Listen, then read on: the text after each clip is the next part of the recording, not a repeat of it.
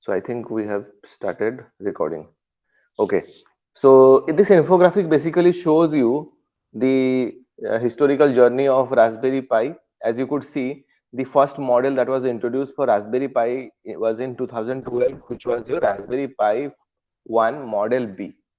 Okay. Then after the Model B, okay, a Model A also came up. Okay, although this has not been shown here, the Model A, the Raspberry Pi 1 Model A was also introduced. Model A was little less capable compared to what Raspberry Pi Model B could do. Okay, like it was a lower cost version. Okay, it didn't had some of the like capabilities that Model B had actually. And the while the like the target price of Model B was approximately 35 US dollar or 22 pounds. Okay, the cost was approximately 22 pounds basically. Huh. Or in dollars it was approximately 22 sorry, $35 was the price target. Okay, whereas the Model A was a like lower cost one. It was actually of your how much, your 16 pounds and approximately your US dollar 25. The target was like this. US dollar 25 was the target with which they were trying to make this. Because see, this price target is very important. Why? Because if the price is very high, in fact, it will, if you make a IoT device from this system on chip, it will be quite costlier. Who would buy a umbrella that will be costing thousands of dollars? Obviously, no one would. Na? So it doesn't make sense to have a more costlier device actually. So what it had is a Broadcom BCM 2835 system on chip. Okay, 2835 system on chip, and this was a single core. Okay, so it had CPU and this also had some GPU. Okay, and however the SDRAM was to be was in a separate chip. Okay, which was stacked on top. Okay, so this was stacked on top. Okay, and the GPU that it had was actually Broadcom Video Core 4. Okay, Broadcom Video Core 4 was actually implemented. So it could support OpenGL, which is also a graphics standard. So OpenGL ES 2.0 could be supported. Okay, and it could decode a video of 1080p. Okay, using the H264 video encoding format. Okay, which was uh, so this is the profile for encode and decode. Okay, and the amount of onboard memory that was actually available, okay, was actually 256 megabyte. Okay, so there was a while it was planned to provide 128 MB of RAM, how they upgraded it to 256 MB. So this was the amount of memory that was available. So there was one USB port. Okay, and it could give you the a composite video output. Composite video output here means you will have three different cables. Okay, mostly one will be a yellow.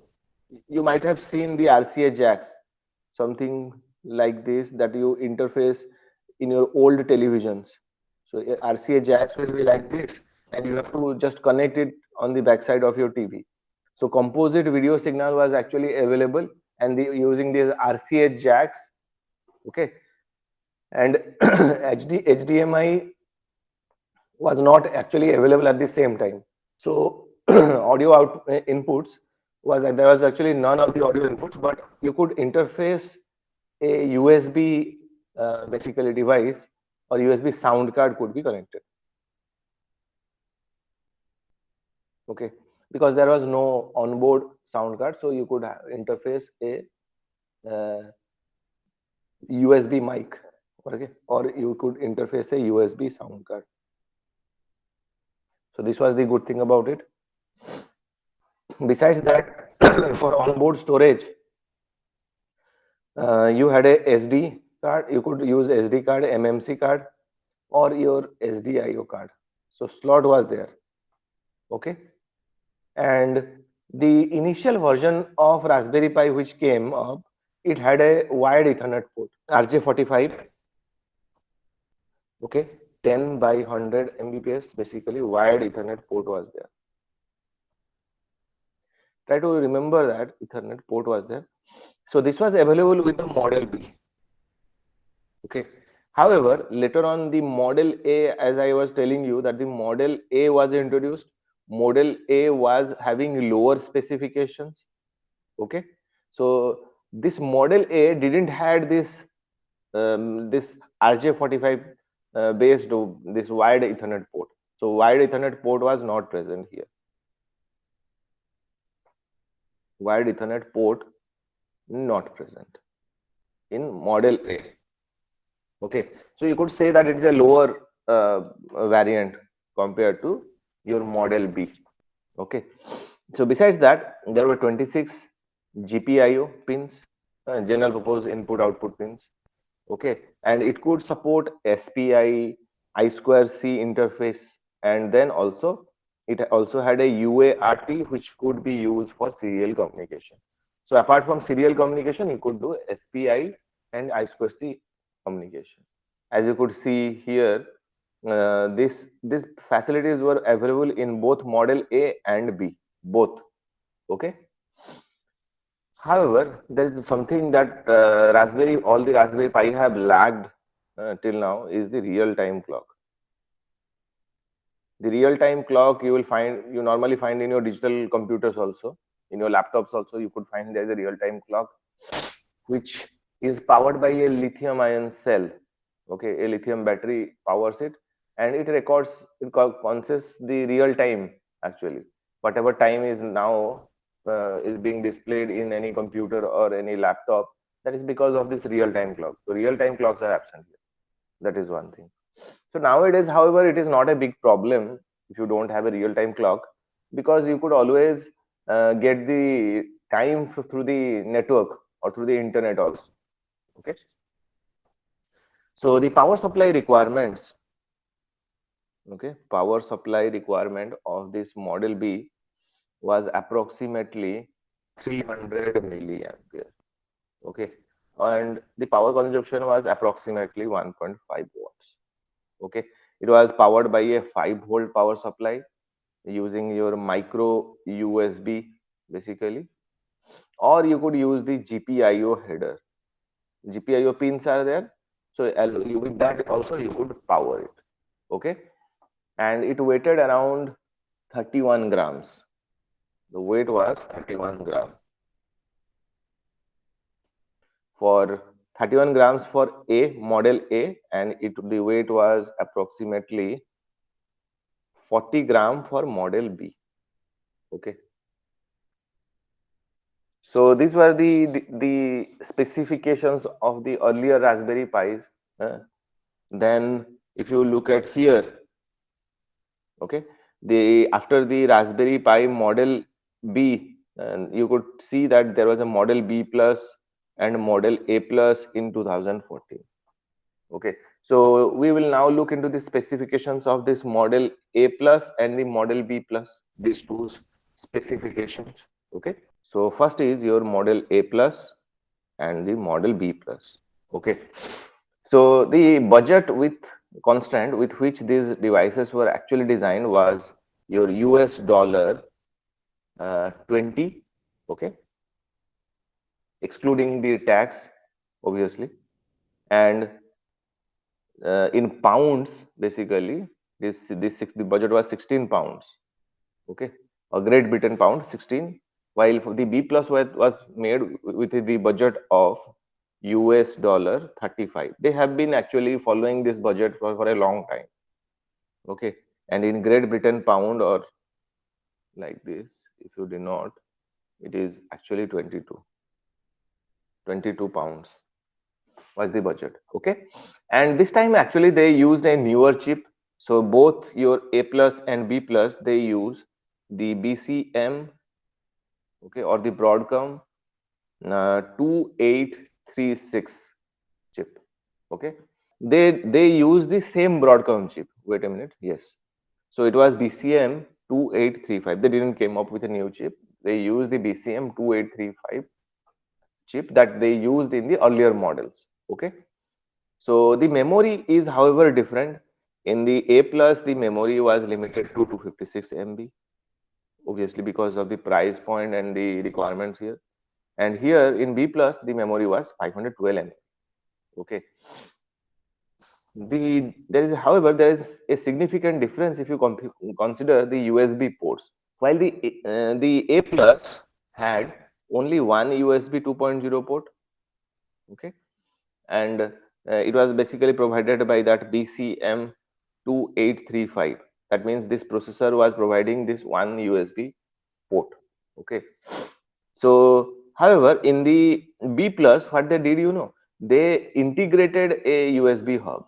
Okay, so four USB 2.0 ports were available, and this was because they integrated a USB hub. Okay, in here. So here in the Raspberry Pi model B plus, they integrated a USB hub. That's why four USB ports were actually available. Okay, and the good thing about, or the bad thing you could say, is that HDMI was now available. Okay, and because along with this HDMI, they also provided the composite video. Okay, video. So composite video was also available. However, for composite video, you need a four-pole adapter. A different kind of adapter is actually required. Four-pole, that means four connections will be required in that adapter. A special adapter was required. So if you are getting composite video, you could power the older televisions. If you want to use a television as a monitor, you could always use that using this composite video out. Whereas if you want to use HDMI, you have to use newer like type of monitors which will be supporting the HDMI standard. Okay. Then the other differences that are there between the model A plus and B plus are, here we didn't had any Ethernet port, none of Ethernet, onboard Ethernet. Okay, so again there was no Ethernet in model A plus, whereas in the model B plus there was this 10 by 100 wired Ethernet. Okay, RJ45 jack. So full size RJ45 jack was also present. So besides this, there was one more significant change in the model A plus onwards, that is in 2014, that they introduced 40 GPIOs. Previously, they had 26 GPIOs, whereas here they introduced 40 GPIO pins. Okay, and similarly, SPI, I2C, all these communications were supported. Okay, I2C, then UART for serial transmission, everything was still possible. However, since you are adding new features here, obviously the current rating will actually increase. So for model A plus, the current rating was increased to 600 milliampere. Compare this with the other models, you would find that in the previous models the power requirement was how much? The power supply was 300 milliampere. This 300 milliampere was for model A, and for model B it was approximately 700 milliampere for model B. Okay, so approximately 3.5 watt was the power consumption for model A and B. However, when we come to model A plus and B plus, the current requirements was like this: 600 milliampere and to up to your 1.2 ampere. Okay, that is at 5 volt. So power supply requirement, as you could see, have increased actually. And this is adaptive because different applications will require different amount of power. If you are running some graphics or related applications, you will always need more amount of power. Okay, so the weight was, however, reduced significantly to 23 grams in the case of model A. Similarly, if you consider model B, it was approximately equal to 650 milliampere, and the power consumption was only 3 watt. Okay, you could see this is significant actually, because it is consuming quite less amount of power. The weight was high, however, higher because of more onboard devices, and you could see that the weight increased to 40 grams. Okay, so this is all about your model A plus and model B plus. Okay, so the next devices that came up were the Raspberry Pi 3, and in between there was also Raspberry Pi 2. Okay, so here you could see this Raspberry Pi 3 is there, then 3B plus, Raspberry Pi 3 model B is there, model B plus is there, then Raspberry Pi compute module 3 plus was also there. Okay, yeah, so here you could see that model A is written here, then Raspberry Pi 1 compute module was also there, Raspberry Pi 2. Okay, here you could see the Raspberry Pi 2 is also there. It came somewhere in between in 2015. So we will now see the specifications of this Pi 2 as well as the specification of this Pi 3. These two specifications we'll see, and we will also compare. Okay, so R Pi, Raspberry Pi 2, which came in 2014, and sorry 15, and then Raspberry Pi or R Pi 3. Okay, so if you consider the R Pi 2 and 3, okay, they were designed with the same budget in mind. Okay, that is US dollar 35, and then the Great Britain pound GBP 22 in mind. Okay, similarly here also dollar 35 and GBP 22 in uh, as the budget. See, although the budgets have been same throughout, you could see there have been significant changes in the technology in the few years. Okay, so whatever was available for this dollar 22 in few years back, you could see at the same price you could get something better. For instance, you could take the example of mobile phones. Few, let's say 10 or 20 years ago, you were having mobile phones, the Nokia 3310. Okay, Nokia 3310, which was the one of the most selling phones of that time. And you could see that it was having a dot matrix display. Okay, dot matrix or LCD display basically. And it costed around 4,000 rupees. Okay. So, however, if you spend the same 4,000 rupees today, okay, and you try to buy a phone from Nokia or some other brand, you could get a like entry level a Android smartphone. Okay, so with a LCD display, a color LCD display basically. Okay, so so what I want to make you understand here is that even though budget is same, there have been significant changes in the technology in the few years, and Raspberry Pi has also taken the advantage of that. Okay, so in Raspberry Pi 2, okay, they now change the processor to BCM 2836. If you could recall, previously they were using the BCM, okay, 2835. Okay, this was the processor they were using, and then in Raspberry Pi 2 they came up with BCM 2836, and similarly in Raspberry Pi 3 they came up with BCM 2837. This is the significant difference between them. Okay, so while the BCM 2836 was a 900 megahertz processor, okay, 900 megahertz processor, it was a quad core one. Okay, 900 megahertz quad core ARM Cortex processor. Okay, and this BCM 2837 that was used here. Okay, this is basically a 1.2 gigahertz processor. Okay, quad core, and it was also an ARM Cortex processor. It used the ARM Cortex architecture basically.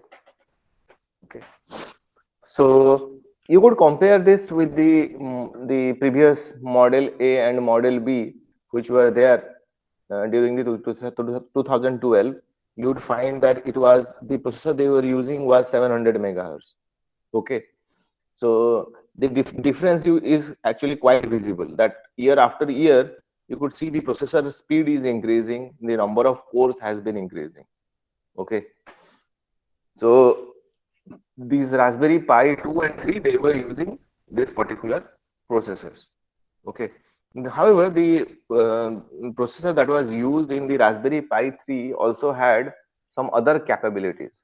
Okay. So while the Raspberry Pi 2, whatever we have used here, it used the same video core, that is the video core 4. Okay. The Broadcom video core 4 it was using. The processor for Raspberry Pi 3, it could support not only the video core 4. Okay, it also supported the video core 4. It could support OpenGL 2.0. Okay, however, it could operate encode or decode at 400 megahertz. Let me tell you that all the earlier processors, they used to decode it at 250 megahertz. So this was a significant change. Okay, so the encode decode frequency was increased from 250 megahertz to 400 megahertz in the Raspberry Pi 3. So you could expect some difference in the video output only after the Raspberry Pi 3. Okay. Now besides that, the onboard RAM was different. So here in the case of Raspberry Pi 2, it was 1024 MB. Okay, they increased it to 1024 MB, whereas in the Raspberry Pi 3 also they were using the same 1024 MB. Later on, they came up with a newer version of Raspberry Pi, a smaller version, which actually had 512 MB of RAM. We will also discuss about that. So here also they had the 4 number of USB ports. Okay, 4 number of USB 2.0 ports, and it was again by using a integrated USB hub. Okay, integrated USB hub. Okay, so LAN 9514 was actually used for that USB hub, and then they also had the HDMI and the composite video. Okay, all these facilities were available here. The same micro SD card slot was also there. Then the in the Raspberry Pi 2, okay, Raspberry Pi 2, we had the same Ethernet port, 10 by 100, okay, wired Ethernet. This Ethernet port was also there. However, if you see Raspberry Pi 3, okay, then from the Pi 3 onwards, they have integrated the 802.11n, okay, which is the Wi-Fi standard. And they have also integrated the Bluetooth, which is a significant difference actually. Bluetooth 4.1, okay. And besides that, the same internet Ethernet port, your 10 by 100 wired Ethernet was also present. Okay, so this was a significant change, if you could see. The power consumption was like this: 650 milliampere for up to Raspberry Pi 2, whereas in Raspberry Pi 3, the power consumption again increased to 800 milliampere and 4.0 watt. Okay, and the current requirement was up to your 2.5 ampere. You could see the power consumption has increased. Okay, and the weight has also changed. While it was only 40 grams for your Raspberry Pi 2, it increased to your 45 gram for Raspberry Pi 3. Okay. So besides this, okay, they came up with another version of Raspberry Pi which was called your Raspberry Pi Zero. Pi Zero. Okay, Pi Zero is actually a lower variant, if you could say. So it has actually lower capabilities. Okay, so it uses a slower variant of the processor, that is the same BCM2835 that was used in the older Raspberry Pis. And however, the CPU speed has been increased to 1000 megahertz. Okay, and it is basically a low power processor, and mostly it is suited for low power applications. It uses the same ARM, it uses the same Broadcom, your Video Core 4. Okay, the RAM is only 512 MB. Okay, and one micro USB is only there. One micro USB is there, and HDMI output is there, as well as the composite video output is there. It has like so less specifications or less capabilities, it seems. However, you could load Kodi on it. Kodi is a kind of Linux basically, and you could run you could convert your old LCD TV which doesn't have Android to a into a smart TV. Basically, if you install Kodi into it, you will be able to view the YouTube, etc. Okay, so a lot of capabilities are there in this processor also. Okay, so besides this, it has 40 GPIO pins. So all these capabilities are there for embedded applications. The current rating is only 160 milliampere. This is the amount of power it will be consuming, and the weight is only 9 grams. This is significant actually. This makes it suitable to be used in different applications actually. If you want to have it in any of the devices, like in any of the things, basically, you could always interface it. The cost is also less. It is US dollar 5 only. Okay, and in pounds, approximately Great Britain pounds, it was approximately £4. Okay, obviously excluding the tax. So any doubts here? In the next class, we will be discussing about the Raspberry Pi 4. The next device that about whom we are going to discuss is the Raspberry Pi Compute Module 3 and 3 Plus. Okay, Pi Compute Module 3 and 3 Plus. Okay, so one by one let us discuss first about the Raspberry Pi Module 3. Okay, Module 3. So basically this Raspberry Pi Module 3, okay, Compute Module 3 is basically a small device of the size of your regular RAM. Okay, the regular laptop RAMs that you connect to your PCs. Okay, it is similar to that. Okay, so the size is similar to that, and this device uh, is basically mechanically compatible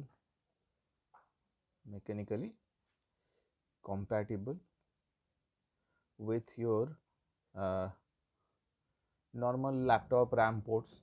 Okay, so the good thing about it is you could, if you are designing a system in which you want to use this compute module, you could actually have a RAM port, okay, laptop RAM port, and you could just slide this uh, compute module 3 onwards, whatever is there, you could just slide it into that RAM port. Okay, so let me just show you a Raspberry Pi uh, compute module 3. Let's see how it looks actually. So this is basically a compute module 3. As you could see, the shape is quite similar to your normal laptop RAM. Only the difference is that the RAM module do not have this kind of processors. They have the only the RAM modules that are there. Okay, and there will be multiple RAM ICs that will be there on this board, and in this case it is the Broadcom 2837, okay, that is present here, as you could see. So mostly this Raspberry Pi Compute Module 3, this actually uses uh, the earlier versions used the BCM 2835 processor, BCM 2835 processor, and the next later on the modules that came up, they can this Compute Module 3 basically, okay, that used the BCM, okay, 2837 basically. Okay, the earlier compute modules like the compute module 1, they were actually using the 2835 processor, while the compute module 3 onwards they are using the BCM 2837. Okay, so the compute module will have all the capabilities of Raspberry Pi, only you could see that it doesn't have those USB ports etc. Built in into this board. Okay, so it is expected that you will interface another board along with it, which will have all those ports. Okay, or it will have the different devices that are required according to your system. Let's say you are developing a IoT based coffee machine. Okay, so for that machine there will be some more circuitry that will be required. So along with that circuitry you could add this compute module. Okay, so similarly there is also your compute module 3 plus. Okay, nowadays the Raspberry Pi Foundation suggests that you use compute module 3 plus onwards. Okay, Pi compute module 3 plus onwards is suggested to be used actually. The reason is basically the Raspberry Pi suggests that this compute module 1, 3, then CM3 Lite, these are all like classed as legacy products and not normally recommended for new designs. So for new designs you should use the compute module 3 plus or 3 plus Lite, which are actually electrically identical to the earlier Raspberry Pi compute modules basically. Okay, and it has actually enhanced features, so it is suggested that you use the newer versions actually. Okay, the next is yeah, the Raspberry Pi compute module 3 plus. So let me show you how it actually looks. Okay, so this is basically the compute module 3 plus. As you could see, this actually looks similar to the previous version of your compute module, and it however uses a processor called your BCM, okay, BCM 2837B0, okay, which is a different variant of this processor. And you could say that if you consider the performance parameters, it could be used in different like temperature ranges. Okay, it is actually more capable compared to that of your earlier versions of compute module. So it is suggested to be used. It normally comes with 8, 16, okay, or 32 gigabytes of eMMC flash. If you, based on your requirements basically, you could choose one of these. Okay, so besides that, let me just show you what these compute modules contain actually. The good thing about some of the features, let us first discuss some of the features, then what does it contains, we'll discuss that. So in hardware actually you could say that the cost is low, the power consumption is also low power consumption is there, high availability, that means Raspberry Foundation is placing that it will go on producing this till year 2026. Okay, so mostly that is the time period electronic device will normally last. Okay, if you are manufacturing now, it will last around for 5 years. So that's why 2026 is a very good time period. So another thing is the high reliability, okay, etc. So since the form factor is also really low, you could use it in any other devices. Now let us see what are the different ports that are available here. So 48 numbers of GPIO pins are available. Okay, 2 number of I2C interfaces, 2 numbers of SPI interfaces, 2 numbers of UART ports are also available. Okay, similarly 2 numbers of SD/SDIO ports are also like available. one HDMI port is also available. Okay, and besides that, one USB to host also is available, which is actually OTG compatible. You could interface a pen drive etc using this. Okay, so besides that, there is a parallel display port DPI. Then NAND storage is there, camera interface is there.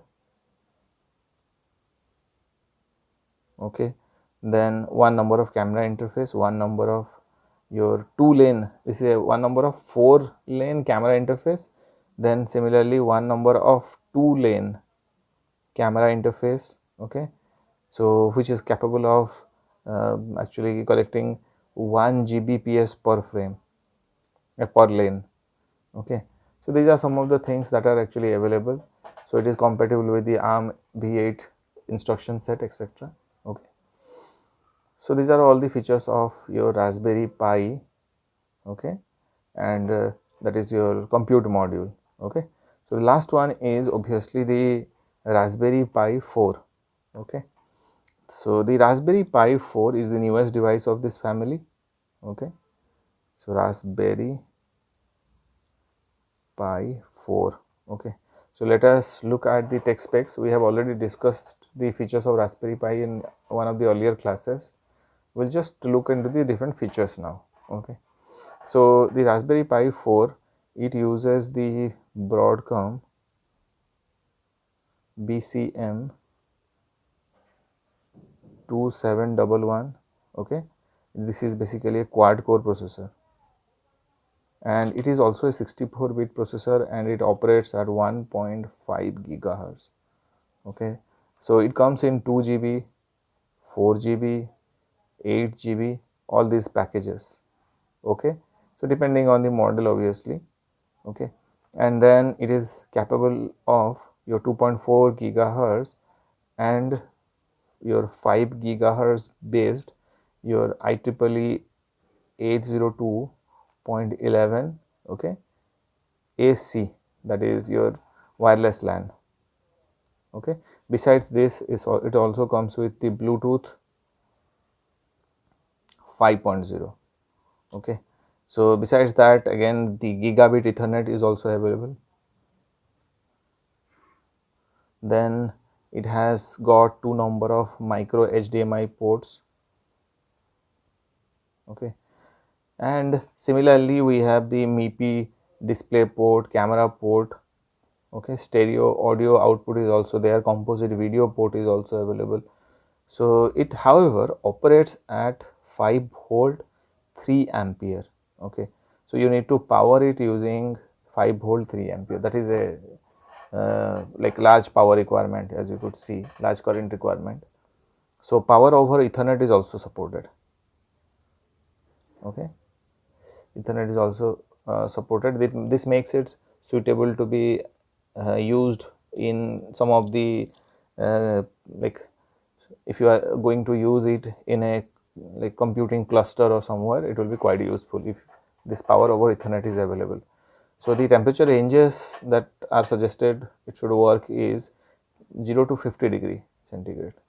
Okay, which is also a very good temperature range, but not quite capable as compared to the other versions of Raspberry Pi, like the earlier compute modules. So these are some of the features of your Raspberry Pi 4. Okay, so nowadays if you could see, the compute module 4 is also available. Okay,